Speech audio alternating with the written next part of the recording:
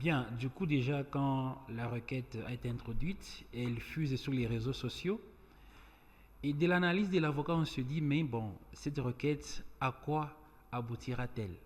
Il est non avenu.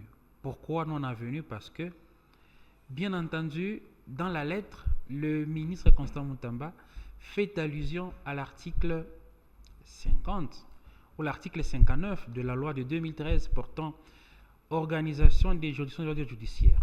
Mais finalement, cette disposition lui donne la possibilité de saisir les supérieurs hiérarchiques du magistrat qui instruit. Vous voyez?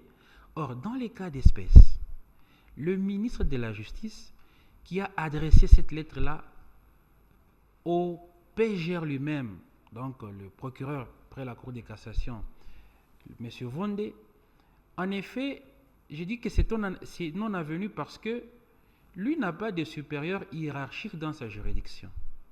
Vous comprenez? L'esprit de la lettre voudrait que le procureur se dessaisisse du dossier et même tous les magistrats qui sont sous l'autorité de ce procureur.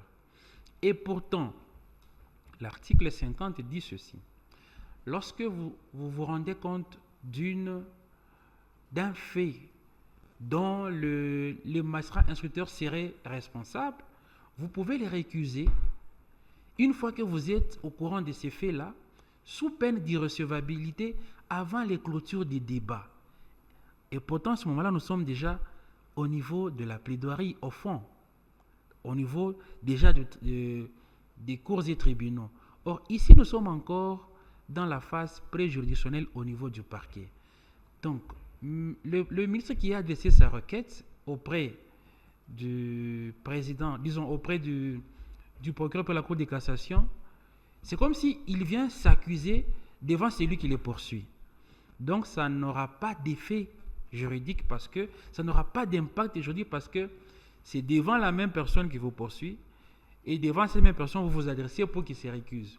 Et pourtant, la loi dit qu'il faut s'adresser devant les supérieurs hiérarchiques parce que le parquet, il est organisé. Au niveau ici des tribunaux de paix, nous avons les parquets près le tribunal de paix qui a un procureur de la République. Il est secondé de ce qu'on appelle les premiers substituts du procureur ou les substituts du procureur. Ceux-là instruisent et font rapport au procureur de la République. Mais si vous êtes intéressé dans une des affaires comme celle-là et que vous voulez récuser le premier substitut ou bien le substitut, vous vous adressez au procureur de la République. Vous voyez? Mais au niveau de la Cour d'appel, nous avons le procureur général qui est secondé des avocats généraux. Mais au niveau de la Cour disons du parquet près la Cour de cassation, nous avons le procureur général de la République qui est secondé des premiers avocats généraux et des avocats généraux. Ce sont ceux-là, s'ils sont saisis des faits en instruction et que vous n'êtes pas d'accord de leur manière d'instruire, vous pouvez en ce moment-là vous adresser à leur supérieur hiérarchique qui est le PGR, donc le procureur général de la République. Celui-là, dans les 48 heures, va rendre une ordonnance. C'est ça l'esprit de l'article 50. Il va rendre une ordonnance dans les 48 heures et décharger. Nous, dans notre jargon, on parle même de déchargement de magistrat.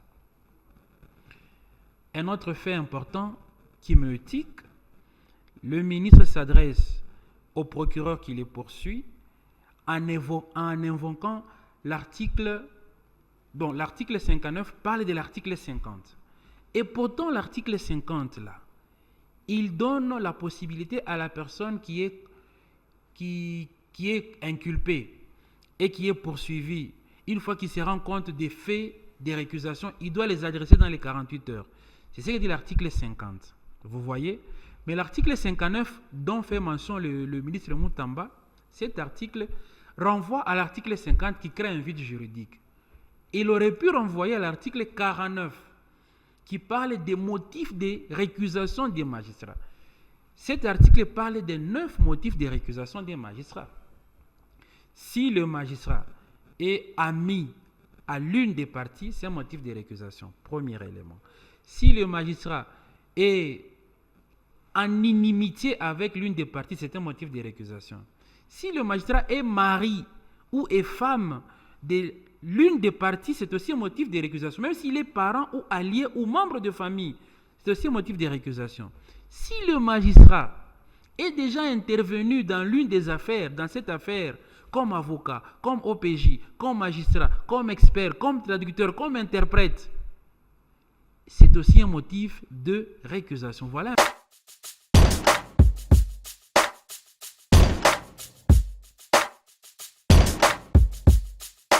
Je ne dirais pas constitutionnellement, je dirais judiciairement. Parce que déjà, on n'est pas devant la Cour constitutionnelle ou le parquet près la Cour constitutionnelle, nous sommes devant le parquet près la Cour de cassation. Voilà pourquoi je dis que constitutionnellement, je n'emploierai pas ce jargon. La seule voie de sortie, la seule issue qui peut être envisagée pour le ministre Moutamba en ce moment, c'est peut-être l'Assemblée nationale qui peut bloquer les poursuites judiciaires qui sont demandées. Parce que hier, on a lu encore un autre réquisitoire du procureur près la Cour de cassation qui demande à ce qu'on lui autorise d'engager maintenant les poursuites judiciaires. Or, si l'Assemblée nationale autorise, il n'y a plus de couverture pour le ministre Moutamba. Il est à la merci de la justice. Donc, la seule carte qui lui reste à jouer, pour moi, en tant qu'analyste judiciaire, bien sûr juridique, la seule carte qui lui reste à jouer, c'est que l'Assemblée nationale puisse le sauver en refusant d'autoriser au procureur de pouvoir le poursuivre. Sur le plan politique, déjà que moi je parle peu ou presque pas politique, je parle droit souvent, mais sur le plan politique, les implications que cela peut avoir, c'est que Moutamba, le ministre de la Justice, il a quand même un grand nombre de partisans avec lui, derrière lui.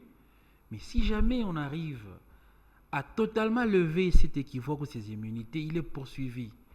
Là, nous sommes encore à la phase préjuridictionnelle, je rappelle, encore qu'il faudrait qu'il y ait la phase juridictionnelle.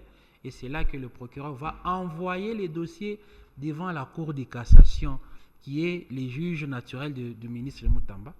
On peut envoyer ces dossiers par une requête aux fins de fixation d'audience. Là, maintenant, c'est avec, on appelle ça la citation à prévenu. Le ministre sera appelé prévenu, comme on l'a entendu dans le procès Matata en Pognon. Le prévenu Matata. C'est comme ça qu'on disait. Mais en ce moment, les implications politiques sont telles que il peut y avoir des fractions ou des frictions politiques.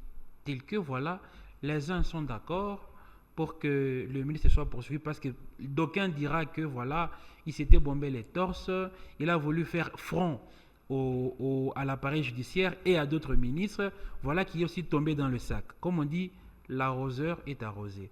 En ce moment-là, les uns se frotteront les mains et les autres regretteront peut-être la chute ou la fragilité continue de l'appareil judiciaire congolais.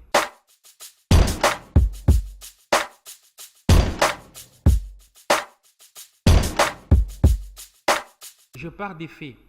En octobre 2024, le ministre donne un communiqué disant qu'il y aurait des fonds que le PGR, le procureur de la Cour de cassation, aurait débloqués pour s'acheter une maison en Belgique de plus de 800 000 $. Il voudrait qu'on justifie ces faits-là.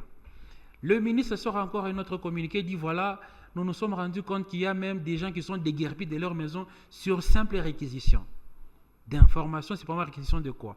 Parce que l'on ne peut être déguerpi d'une parcelle, d'une maison que par une décision judiciaire. Ce n'est pas par une réquisition. Lui avait peut-être constaté qu'il y avait des simples réquisitions décidées par les magistrats des parquets qui déguerpissaient les gens de leur parcelle. Il dit, je suis venu mettre fin à tout ça. Et s'il y a des magistrats véreux, je peux lire ça comme ça, peut-être des magistrats peut-être corrompus, qui voient cette action du ministre, disent non, c'est un adversaire, il faudra couper sa tête. Politiquement, il faut les tuer. Alors ça, c'est juste une analyse que je donne. Mais si des magistrats qui sont justes, corrects, qui sont des magistrats honnêtes, ils diront non, voilà quelqu'un dont on peut avoir besoin dans ce pays pour faire avancer la justice, d'autant plus que le chef d'État lui-même avait dit, bon, écoutez, la justice est malade.